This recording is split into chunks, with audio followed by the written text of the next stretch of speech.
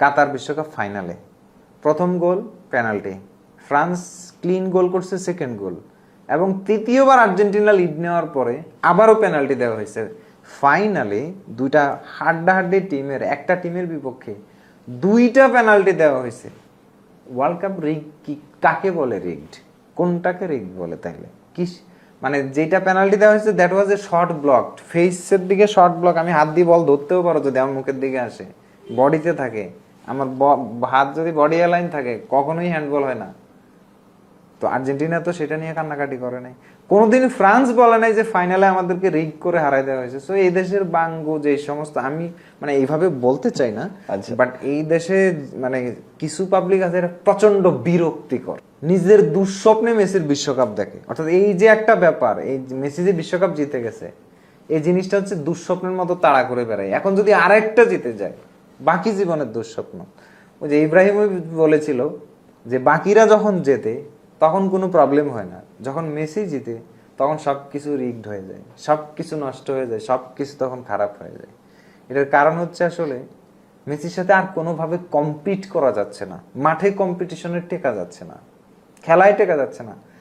মানে যারা রিগড বলে চিল্লাচ্ছে তারা বলেন যে মেসির এই 8 গোলের মধ্যে কোন গোলটা রিগড? বিতর্ক আসলে একটা প্লেয়ার যে গোল করে যাচ্ছে তারা আপনি রিগিং করবেন কি দিয়া?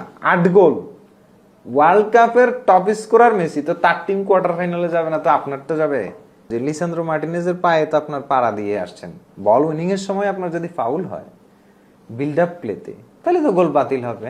100টা গোল হলে 100টা গোল বাতিল হবে। মানে বিল্ড আপের সময় ফাউল হইলে যদি 100টা গোল হয় এরকম 100টাই বাতিল হবে, রুলস সেটাই বলে। এবার আপনার জন্য সেটা আবার ধরেন সালার গোলে যে পেনাল্টির আবেদন, ওই পেনাল্টির আবেদন সালাও করে নাই, কিন্তু বিপত্তিটা কখন পাচ্ছে? ওখানে তো পেনাল্টিটা হয় না কারণ বল উইন হয়েছে, বিপত্তি পাচ্ছে ওই অ্যাকশনটা থেকে বল পেয়েই আবার আর্জেন্টিনা গোল, তারা হারছে। তো তাইলে অন্যদিকে ফিফা বা অন্য কিছুর দিকে ইঙ্গিত করার আগে আপনার নিজের দিকে তাকাইতে হবে যে আপনারা সঠিক ডিপেন্ড করতে পারছেন কিনা, বিশ্ব চ্যাম্পিয়নদের সাথে আপনাদের ডিফেন্সিভ স্ট্র্যাটেজি ঠিক ছিল কিনা। দল হারলে অন্য কিছুর আগে সর্বপ্রথম যার দায় আসে সেটা কোচের দায় আসে, কোচকে সেই দায়িত্বটা নিতে হবে। এই আর কি। এখন মিশর কমপ্লেইন করুক আদার যাই করুক না কেন, রেফারি রুলসের মধ্যে থেকেই ডিসিশনগুলো দিয়েছে এবং ডিসিশনগুলো কমপ্লিটলি ফেয়ার। আপনি তো বলতে পারবেন না যে এই ইয়ার পায়ে পারা পড়ে নাই, কার? Lisandro Martinez. আপনি বিল্ড আপের সময় ফাউল করছেন, নিয়ম অনুযায়ী ভিআর গেছে, আপনার গোল বাতিল হবে। আবার আপনি এটাকে কি বলে, আপনার যে সালা ড্রিবলিং করতে গিয়ে ইন্টারসেপ্ট হয়েছে, বল আলভারেজের সামনে ছিল, তাহলে আলভারেজের পাউল হয় কিভাবে? সালা আলভারেজকে উল্টা ব্লক করতে পারে না। তো ওই যে ব্লক সিচুয়েশনটাকে মানে টিপড হয়েছে আর কি পিছনের পা, কিন্তু সালা ততক্ষণে বলের কন্ট্রোল হারাই ফেলছে। ডি বক্সে আপনার কাছে বলের কন্ট্রোল না থাকলে আপনাকে কেন পেনাল্টি দিবে? বল তো আপনার কাছে থাকতে হবে। গোল স্কোরিং অপরচুনিটি ডিনাই করলে তখনই তো পেনাল্টি হয়, কিন্তু গোল স্কোরিং অপরচুনিটিতে সালা নাই, বল আগেই।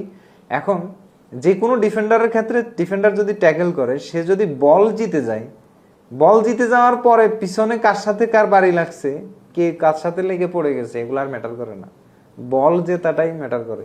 আপনি দাবি তোলেন নিউট্রাল ফ্যান হয়ে যে আর্জেন্টিনার গোলটা ক্যান্সেল করে এসে আর্জেন্টিনার বিরুদ্ধে পেনাল্টি দিতে হবে, ফিফা আপনার নিয়মে চলে, মানে আপনার আবেগের নিয়মে চলে, তাই না? ব্যাপারটা 80 মিনিট পর্যন্ত 2-0 আপ থাকার পরে যদি 3 ডাউন হাইরে যান, তাহলে অন্য কোনো দিকে আঙ্গুল তোলার আগে আপনাদের কি ভুল ছিল সেই জিনিসটার উপর আঙ্গুল তোলা জরুরি। এই কথাটা মেবি হোসে মরিনহো বলছে, রিয়াল মাদ্রিদের কারেন্ট ম্যানেজার, পর্তুগিজ রেফারি।